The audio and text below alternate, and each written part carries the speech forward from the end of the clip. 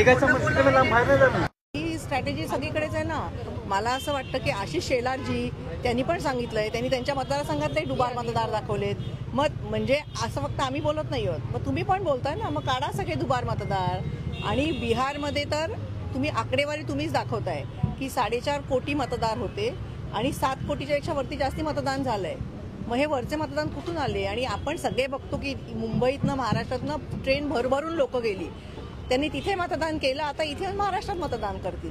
म्हणजे आपल्याकडे निवडणूक आयोग तर काय बोलायचंच नाही, पण मला सुप्रीम कोर्टाला पण प्रश्न विचारायचा आहे की तुमचे डोळे उघडे आहेत की नाही काय जे चाललंय. आणि सुमो मोठं करा ना तुम्ही. प्रत्येक वेळेला कोणतरी कोर्टात जात आहे. आता शिवसेना आणि राष्ट्रवादीची केस किती दिवस चालली आहे? 3 वर्ष तुम्ही पक्षाची केस लढताय आणि सुप्रीम कोर्ट एवढं बिझी आहे की त्यांना वेळच देत नाही. त्याच्यामुळे कोणाला बोलायचा हाच प्रश्न आहे. लोकशाही धोक्यात आहे असं वारंवार म्हटलं जातं, तर अशा पेंडिंग केसेसमुळे पण या पद्धतीच्या गोष्टी होतात असं वाटतं. पण चुकीचंच आहे ना हे. एखाद्या माणसाचा पक्ष आहे, तो तुम्ही पक्षच बळकावून घेताय आणि तुम्हाला व्हॉइसच नाही कुठे. मग तुम्ही कोणाकडे न्याय मागणार? आपण न्यायदेवतेकडे बघतो आणि न्यायदेवता जर या एवढ्या इम्पॉर्टंट केसमध्ये जर एवढी बिझी असेल की आता जर जानेवारीची डेट लागली मी तोपर्यंत इलेक्शन होऊन जातील, मग काय फरक पडतो अजून 3 वर्ष? याला काहीच अर्थ उरत नाही ना एकीकडे. आणि माझं असं म्हणणं आहे की तुम्हाला खात्री आहे ना की तुम्ही भरपूर काम केलंय, तुम्ही निवडून येणार आहात, मग या ना सरळ मैदानात आणि लढा ना. हे असं चोरी छुपे कशाला करताय? न्यायालयीन कचाट्यामध्ये असलेल्या कबूतरखानाचं पोस्टर ताडपत्री काढली तर गुन्हा दाखल नाही. 1700-1800 कोटीची लँड डील झाली, त्याच्याबद्दल 0 केस आहे. म्हणजे आपण साधं मराठी माणसाने आता ह्यांनी पण रजिस्ट्रेशन केलं असेल, त्याचे पैसे घेतात. तुम्ही एखादी आईनी मुलाला गिफ्ट डीड केली तर ती फ्री आहे सांगतात, त्याच्यावरती जीएसटी लावतात. म्हणजे गव्हर्नमेंट सगळीकडनं साध्या माणसांना ओरपतंय. आणि 1800 कोटीची लँड डील 0 रजिस्ट्रेशन फी वरती होते आणि आता म्हणतात झालंच नाही. मग रजिस्ट्रेशन कसं झालं? डीलच झालं नाही तर रजिस्ट्रेशन कसलं झालं? आणि त्याच्यावरती 0 केस लागते. हीच तर लोकशाही आहे ना आपली. मग मिलीभगत वाटते कारण सरकारचे महसूल मंत्री म्हणतात की आम्हाला याबद्दल काहीच कल्पना नाही. अजित पवारही म्हणतात की मला कल्पना नाही. मग नसेल तर तुम्ही पेपर दिले ते जरा वाचा म्हणावं. थोडासा वेळ काढा आपल्या राजकीय कारकिर्दीतनं आणि तुम्ही ज्या केसेसचे पेपर दिलेले आहेत रजिस्ट्रेशनचे, जे अख्ख्या चॅनल भरती झळकलेले आहेत ते बघा, वाचा जरा. अमित ठाकरेंवर केस दाखल झालेली मला अभिमान आहे, खूप अभिमान आहे. मी पण वाट बघते माझ्यावरती कधी पडेल. पण एकंदर पाहिलं गेलं तर नवी मुंबईला ज्या काही गोष्टी घडल्या एवढ्या दिवसापासून तो पुतळा तसा होता, माती साचली होती. माती होती बाई, मी पण काल व्हिडिओ बघितला, मातीने माखलेला होता. आपण तुम्हाला खरं सांगू का, ह्यांना निवडणुकीसाठी फक्त महाराज आठवतात.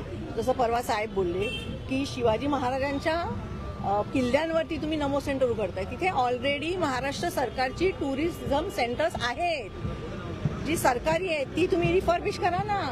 आणि तिथे छत्रपतींच्या पेक्षा मोठी कोणाची नावं आहेत का? तर तसं तरी सांगा की त्यांच्यापेक्षा आम्ही मोठे आहोत, आम्ही आमची नावं देणार.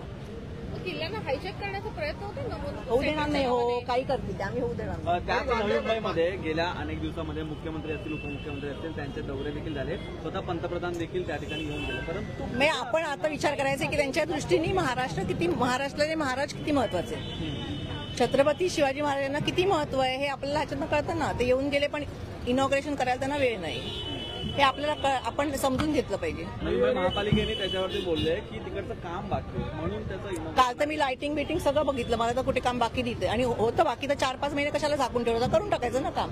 किती वेळ लागतो? अमित ठाकरे यांनी थेट सांगितलेलं आहे की जर महाराजांवरचे केस असेल तर 1000 केसेस मी अंगावर घ्यायला. आम्ही पण घ्यायला तयार आहोत. मला अभिमान वाटतो एकदम. मी बोलली ना की आमच्या पोराचा मला अभिमान वाटतो. गडकिल्ले उपेक्षित आहेत महाराजांचे. साहेबांनी त्यांच्या पहिल्या ब्लू प्रिंटमध्ये सांगितलं होतं, कोणीही बोललं नव्हतं की छत्रपतींचा पुतळा समुद्रात बांधून हजारो कोटी खर्च करण्यापेक्षा महाराजांचे जे गडकिल्ले जिथे स्वतः महाराजांचा पदस्पर्श झालाय ते तुम्ही रिज्युमिनेट करा. आता आपल्या इकडचे मुंबईतलेच किल्ले बघा, बांद्रा किल्ल्यावरती परवा दारू पार्टी चालू होती, माहीमच्या किल्ल्यावरती झोपडपट्टी आहे. तुम्ही सांगा बघू एखाद्या सरकारला की हा किल्ला तुम्हाला मिळेल, पटकन जातील आणि रजिस्ट्रेशन करून ते किल्ले पण ताब्यात घेतील. आता परवानगी देणं कितपत योग्य? कारण जे आयोजक होते ते बोलत होते की आम्ही परवानगी घेतलेली आहे.